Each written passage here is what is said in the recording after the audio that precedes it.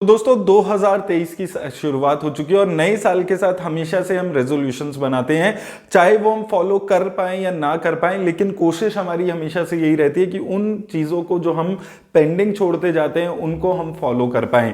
तो इस वीडियो में भी जैसे मैंने लास्ट ईयर आपको फाइनेंशियल रेजोल्यूशंस दिए थे, मैं आपको रेजोल्यूशंस देने वाला हूं और मैं उम्मीद करूंगा कि अगर आप इन चीज़ों को फॉलो करेंगे पूरा साल तो आपकी जो फाइनेंशियल की जो कंडीशंस हैं वो इस साल और बेटर हो जाएगी। भी फाइनेंशियल पोजीशन पे आप हैं उससे बेटर पोजीशन आपकी नेक्स्ट साल हो जाएगी। सबसे पहली चीज दोस्तों, जो जितने भी लोग हैं सबसे एक कॉमन गलती होती है, एक कॉमन दिक्कत लोगों के साथ रहती है कि उनको ये नहीं पता चलता कि उनकी इनकम कहां पे खर्च हो जाती है। बहुत सारे लोग मुझे लगातार बोलते हैं कि मेरी इनकम कहां चली गई, मुझे पूरा साल पता ही नहीं चला। तो आप एटलीस्ट जनवरी का जो भी आपका खर्चा होता है, जितना भी छोटे से छोटा खर्चा, बड़े से बड़ा खर्चा, उसको लिखना शुरू करिए।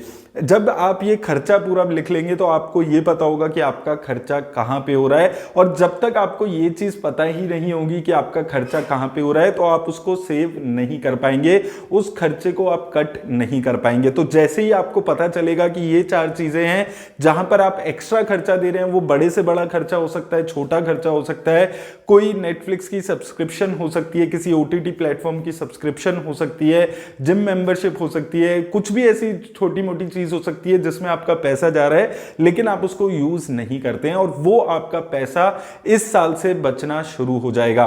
दूसरी चीज जो आपको इस साल करनी है, कुछ भी आपको खर्चा करना है, आपको चाहे कितना भी खर्चा करना है, आपकी सैलरी कितनी भी है, खर्चा करने के लिए पूरे साल का एक बजट तैयार करिए। आप वेकेशन पे कितना खर्चा करेंगे, अगर आपको गाड़ी लेनी है, फोन लेना है, कुछ भी लेना है, आप उस पर कितना खर्चा करेंगे उसका एक बजट तैयार करना बहुत ज्यादा जरूरी होता है। क्योंकि जब आप बजट तैयार कर लेते हैं तो आपको पता होता है कि आपको कितना एक्सपेंस करना है, और आप कोई भी ओवर एक्सपेंसिव चीज जो आपकी जो फाइनेंशियल सिचुएशन है उससे बाहर है उसको आप परचेज नहीं करते हैं। तो जो भी खर्चा आप करना चाहते हैं उसको लिख लीजिए कि आपको इस साल ये खर्चा करना है, और उसका बजट अपनी ओवरऑल जो एनुअल इनकम है, अगर आपकी सैलरी आती है तो ये थोड़ा एस्टिमेट करना ज्यादा आसान होता है कि पूरे साल की जो सैलरी आएगी उसका हमें कुछ इनकम अबे जो भी स्पेंड करना है उसको आपको अलग करना है। तो इसलिए आपको पता होगा कि कितना खर्चा आपको करना है।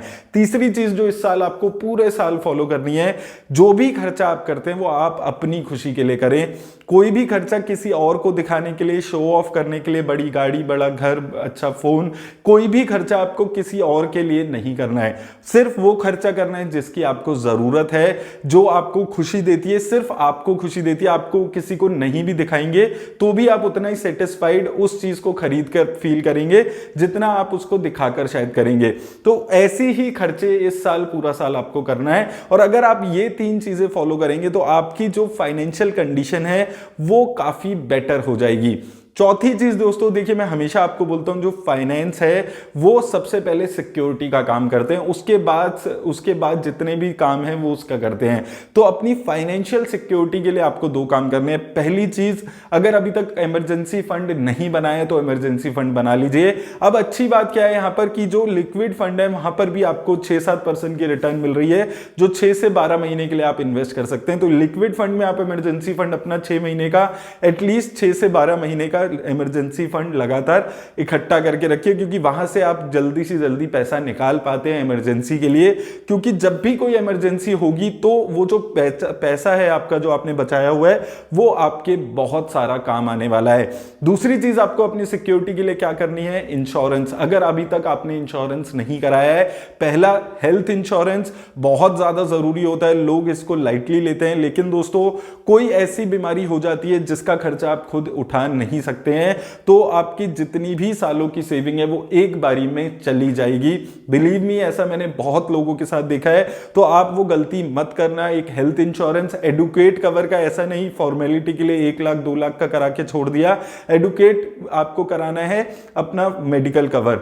उसके बाद दोस्तों दूसरी जो आपको इंश्योरेंस हमेशा कराना जरूरी होता है कि देखिए हम लोग जितना भी खर्चा करते हैं, हम उम्मीद करते हैं, हम मेहनत करते हैं कि हमारी फैमिली सिक्योर रहे, और ये चीज आपके जाने के बाद भी होनी चाहिए। अगर अनफॉर्चुनेटली आपको कुछ हो जाता है तो उस टाइम पे टर्म इंश्योरेंस आपके काम आता है। तो अगर अभी तक आपने इस चीज को भी लाइटली लिया हुआ था तो टर्म इंश्योरेंस अपना आज ही आपको कराना है। अपना इंश्योरेंस जरूर कराइए, चाहे हेल्थ इंश्योरेंस है, टर्म इंश्योरेंस है। हेल्थ इंश्योरेंस आपको बचाता है पूरे लाइफ टाइम अगर आपको कोई बहुत बड़ा मेडिकल कुछ इमरजेंसी हो जाती है, और टर्म इंश्योरेंस आपके जाने के बाद आपके परिवार को वो फाइनेंशियल सिक्योरिटी देता है जो आप हर दिन दिन रात कोशिश करते हैं अपनी फैमिली को देने के लिए। और सबसे इंपॉर्टेंट चीज, इस साल आपको एक चीज और कोशिश करनी है, जितने भी आपके करीबी लोग हैं, आपके लव्ड वंस हैं, जिनको आप नॉमिनी अपना बनाते हैं, उनको बताइए जरूर कि आपने किस म्यूचुअल फंड में किस ब्रोकर के साथ अकाउंट खुलवाया हुआ है, किस बैंक में आपका अकाउंट है। ये सारी जो बेसिक इंफॉर्मेशन है वो अपने लव्ड वंस के साथ आप शेयर जरूर करिए, क्योंकि म्यूचुअल फंड्स में, बैंक अकाउंट्स में इतना पैसा पड़ा रह जाता है। पॉलिसीज लोग करा लेते हैं लेकिन किसी को पता ही नहीं होगा, जब आपकी फैमिली को पता ही नहीं होगा कि आपने टर्म इंश्योरेंस कराया हुआ है, किस कंपनी से कराया हुआ है। वो सारी चीजें आपके अगर फैमिली मेंबर्स को नहीं पता होंगी तो आपके जाने के बाद बहुत सारा दिक्कत हो जाती है। तो ये चीज भी आपको हमेशा फॉलो करनी है कि जो भी इंफॉर्मेशन आपकी फाइनेंशियल बेसिक इंफॉर्मेशन है वो अपने फैमिली के साथ जरूर शेयर करके चलिए कि किस बैंक में आपका अकाउंट है, किस इंश्योरेंस कंपनी से आपने इंश्योरेंस कराया है, किन म्यूचुअल फंड्स में आपने म्यूचुअल फंड कराया है, किस ब्रोकर के थ्रू कराया है। ये जो बेसिक इंफॉर्मेशन है ये अपनी फैमिली को जरूर देते चलिए। ये कुछ चीजें हैं जो बहुत बेसिक चीजें आप कभी भी कर सकते हैं।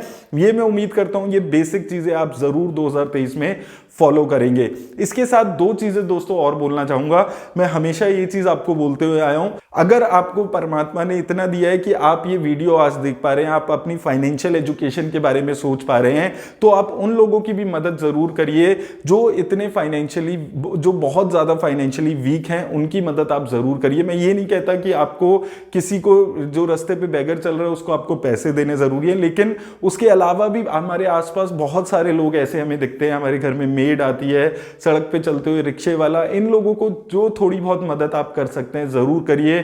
आधा किलो चीनी, आधा किलो आटा, जो भी आप अपनी तरफ से मदद कर सकते हैं वो जरूर आप इनकी मदद करिए। जो अगर इनकी कोई फाइनेंशियल दिक्कत आती है छोटी मोटी, उसको आप रिजॉल्व करने की कोशिश जरूर करिए, क्योंकि ये दुनिया जिसमें बहुत ज्यादा हेट इस वक्त फैली हुई है, स्पेशली सोशल मीडिया में हम देखते हैं कि लगातार डेली बहुत ज्यादा हेट फैली हुई है। इसमें थोड़ा सा प्यार अगर आप बांटेंगे तो आपको दिल को बहुत ज्यादा सेटिस्फेक्शन मिलेगी। और आखिरी बात जो मैंने लास्ट टाइम भी आपको बोली थी कि देखिए, जो उम्मीद है, जो होप है, वो दुनिया की सबसे अच्छी चीज है।